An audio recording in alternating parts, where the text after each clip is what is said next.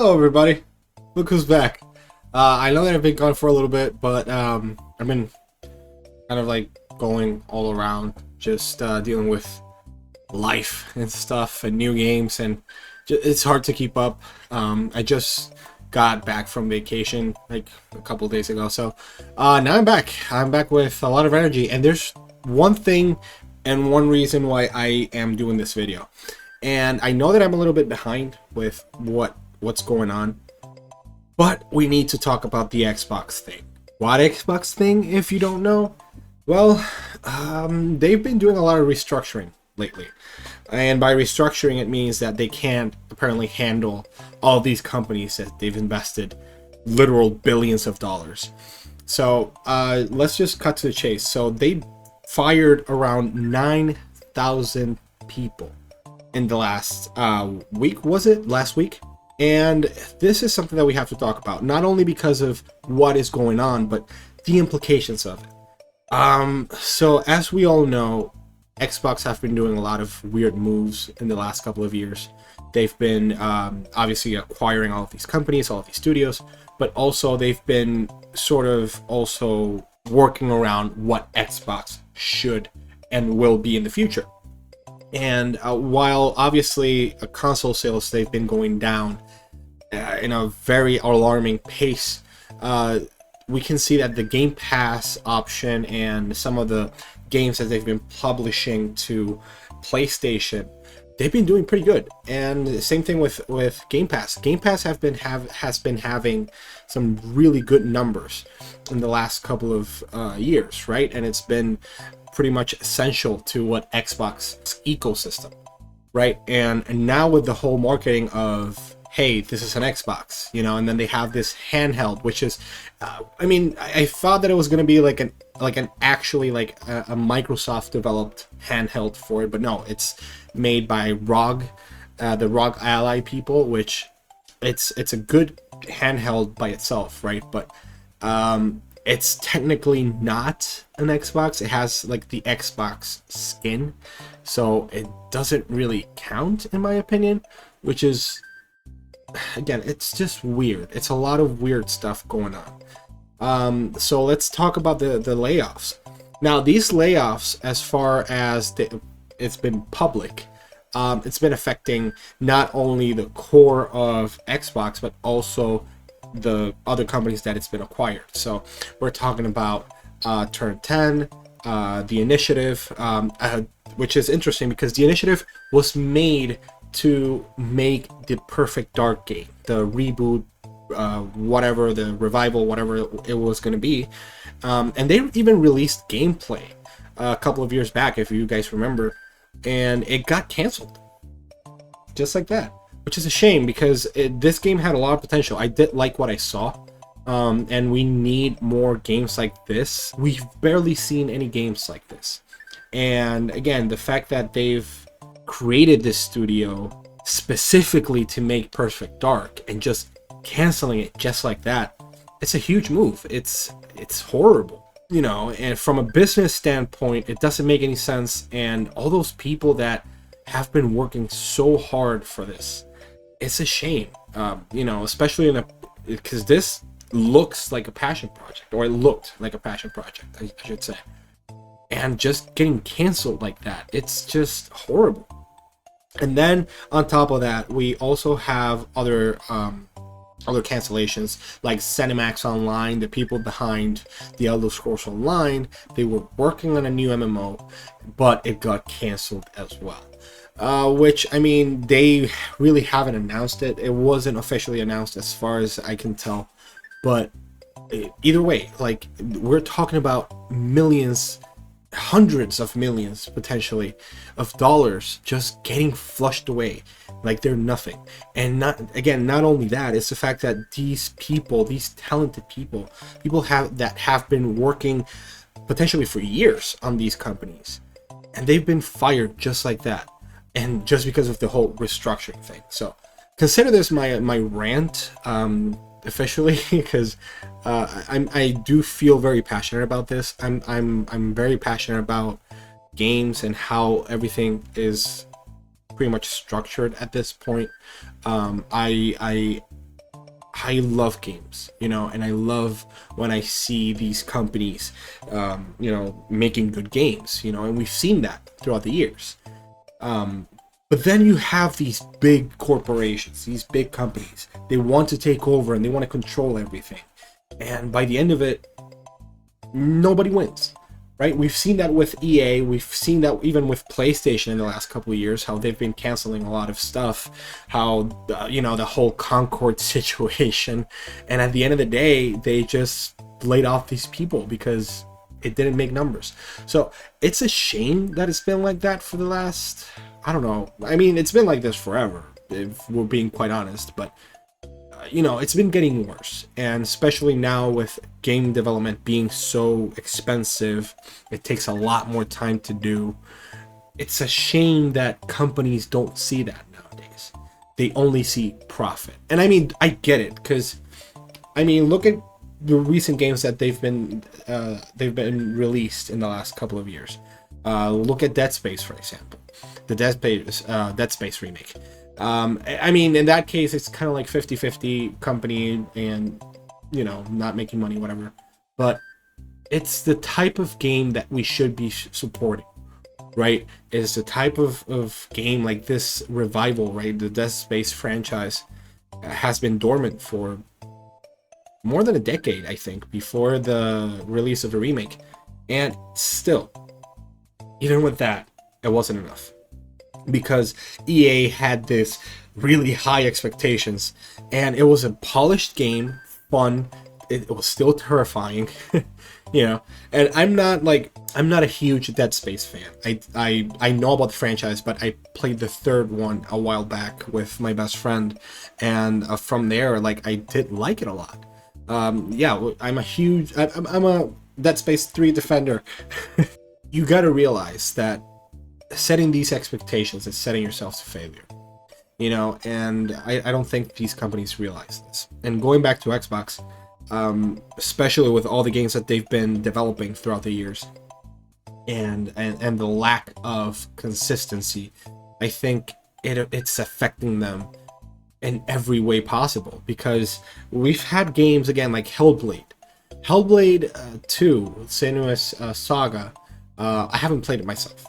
I'm gonna be completely honest. I haven't really played it, but based on the reviews and stuff that I've been watching in the internet, it's the type of game that, you know, it helps for Game Pass, but it doesn't help for Xbox. You know, it's the type of game that you just kind of like buy, you know, or you kind of try in the Game Pass subscription, and that's it.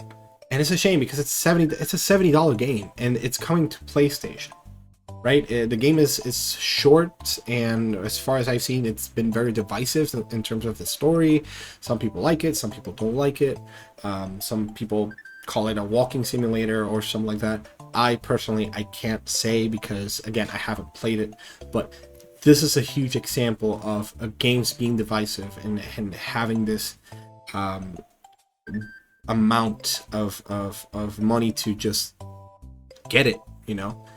It's a whole complicated thing. And then you have also the fact that as a company, Xbox has been failing constantly. And you know, as far as I'm concerned, right, they do worry about the gamers, and that's something that has been proven, and we've seen that throughout the years. You know, they do care about the customer or the consumer, which is us gamers, you know. But it's kind of paradoxical at the same time, because they also firing a lot of people from these companies that we love, people that have been working again for years in these companies. They also fired, if I'm not mistaken, let me check my notes, Rare got hit with layoffs. The game that they announced, Everwild, got canceled, and the Banjo-Kazooie and Sea of Thieves director, he just left Rare after 35 years, which is crazy. And we also have 50% of Turn 10 laid off, who has been working with the Forza Motorsport series, and it's a shame that they've been hit with these layoffs. That's pretty much the answer to the Gran Turismo series, which is again a shame. And you know, although the game itself really didn't set the world on fire, it was still a good game. It was fine again for what it is. But still, it's such a weird move. And again, everything that Xbox has been doing for the last, I don't know, like 2 years, it's been weird. But again, this whole thing, this restructuring thing, is worrying me a lot. One of my biggest fears when they first started talking about the acquisition of Activision Blizzard and all of these other companies, my biggest concern was this: Xbox really doesn't have a good track record when it comes to, you know, in-house development team, I guess. And with Crackdown 3, the Fable game that got canceled, you know, the latest Gears of War, they haven't been as popular, I guess. I mean, they're still good, but you know, they're not the same as the original trilogy and the original Xbox 360, which is, again, it's, we see all of these things happening, and it's a shame. And I still don't understand why Xbox is, instead of, you know, just taking their time to make these games, the games that they've announced, the games that they've been promising to people, and instead of giving them the time and the resources, because we're talking about the second highest or something like that. It's like one of the richest companies in the world, right? I don't understand why they don't have those resources after they spent, again, almost $100 billion on these companies, and only God knows how much more money they've invested on all of these projects that they've been canceled combined. So we're talking about a potential, again, 100 billion, probably more, that they've been losing in the last couple of years. And yeah, they've been kind of a third-party publisher at this point, with, again, Forza Horizon 5 coming to PlayStation, Grounded, and those other games that I just forgot. But they've been selling pretty well, but it's not enough, right? And instead of pushing their console, because the Xbox Series X is a good console, you know, it has some features that the PlayStation doesn't have. It's technically, and just technically, more powerful. And I don't mean to keep going with the console war thing, but they have a lot of potential here. They have so many good projects that they could have just done, you know. It's a shame. It's kind of, it's a sad situation, especially considering how simple game from a small studio coming from Ubisoft, Sandfall Interactive, I think it's called. They've made probably the best game of the year at this point. Claire Obscure Expedition 33 is the best example of, you know, starting small with, they probably had some support groups, right? But or support developers, but they had only like around 33, I think, developers, and they made what is probably the best game of the year. And it's my favorite game of the year. Not only my favorite game of the year, it's probably in my top 10 favorite games of all time. It's an amazing game. And it's been proven that when you give people the resources and the passion, and they have that passion, and let them do what they have to do, you can make something great. And the profits will just come by itself. Same thing happened with Helldivers. Helldivers was a mess during the first weekend. Why? Because nobody expected the game to be as good as it was, and it was in development for such a long time. The first game, you know, it came in the PlayStation Vita, which is unheard of, right? I didn't hear about the game until literally they announced Helldivers 2, and I wasn't even interested. But then the game just released, and I bought it. You know, it was cheap. It was around like 40 bucks, I think it was, 40, 50 bucks. And it made such a huge impact that, you know, just, it became a cultural hit. And it's still being played today, and it's coming to Xbox, I think in August. So this is a prime example of just letting people do what they have to do. The profits, the money, everything else will come with it. You guys just have to let this happen. All of these projects, I understand that, yeah, the money, the pressure, whatever, the time frames, or keeping the investors happy, whatever it is, I don't care. It's been proven time and time again that it is possible. And the solution to this, really, there isn't any, because at the end of the day, if they don't want to do it, if they want to cancel all of these projects, they'll just do it. And it's sad to say it, but it's the truth. And then you have Phil Spencer on podcasts and in these interviews, and he's like, "Oh, this is a hard decision to make. It's not something that I wanted to do. Whatever. We're always thinking about the gamers." It's like, you're not. This is not what gamers want. It's sad to see that even people from the Call of Duty franchise, some of the developers, they've been hit with layoffs, and it's sad. Franchises that have been very important to the gaming industry and to a lot of people, and still being hit with these layoffs, probably putting even more pressure for the next Call of Duty or for the next Forza or whatever. That's exactly what happened with Redfall. Redfall was a huge blunder. Why? Because of that pressure. Nobody wanted to make Redfall. People were quitting Arcane because they didn't want to make this game. And lo and behold, who knew that this was going to happen? The game was a flop. The game was barely finished. I had so many technical issues. It run at 30 FPS.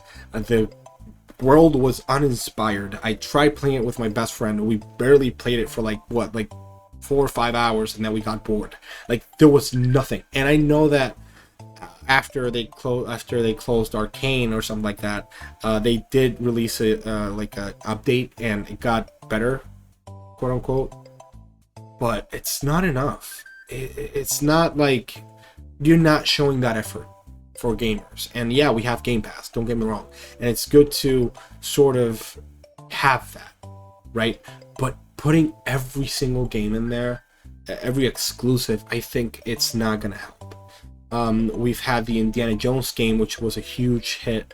I'm playing through it right now, and it's fun. It's a great game, and it's been getting some great reviews, and it's been selling pretty well, and that's good, right? We need more games like these.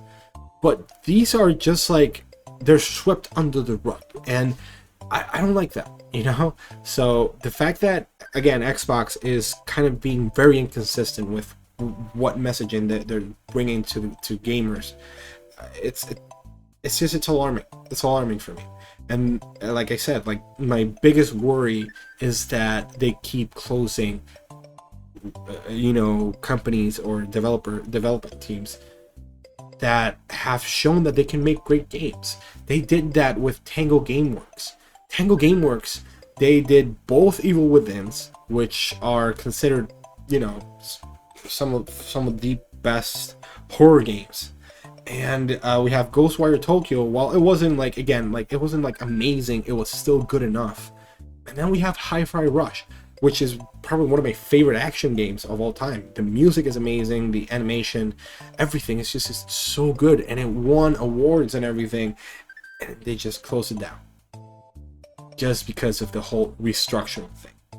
I can't understand with Arcane to an extent. I'm not saying that they should have, just to be clear, but with what happened with Arcane was a whole different ordeal, and they haven't really been selling that well.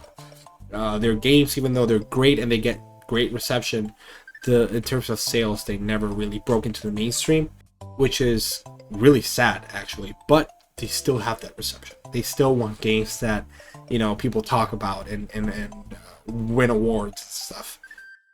But I guess that's not enough. And what will happen to Xbox throughout the next, year, maybe 5 years? I don't know. I've been talking to my best friend about this whole situation, and I even suggested that maybe they should do a Sega and just stay as a third-party publisher, you know, because apparently they're doing good. You know, the market is doing pretty good for them in that sense. So why not? You know, just cancel the consoles and all that stuff, and, you know, stick with the games.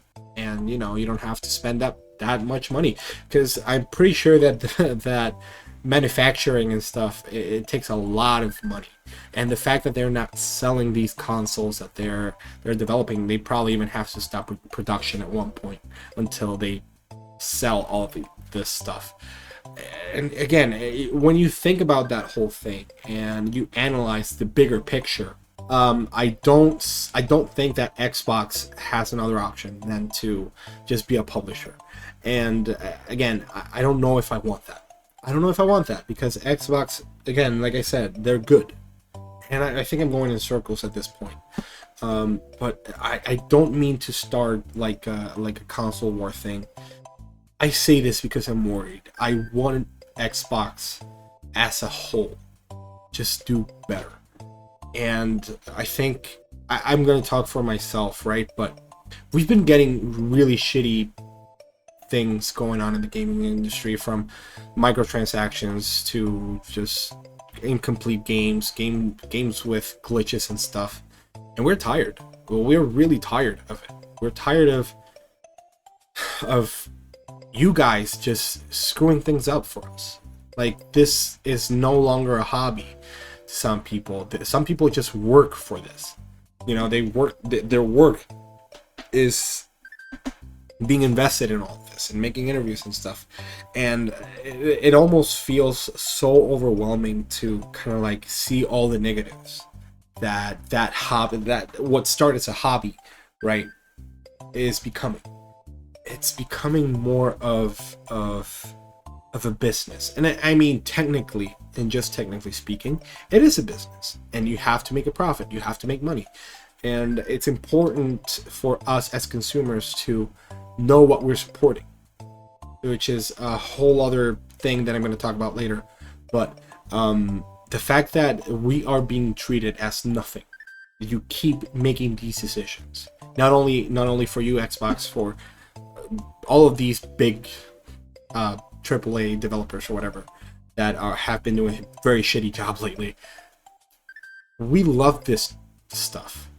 This is not something that we just buy just because. No, we buy these games because we love games. We love, either if it's the story, either the gameplay, whatever it is.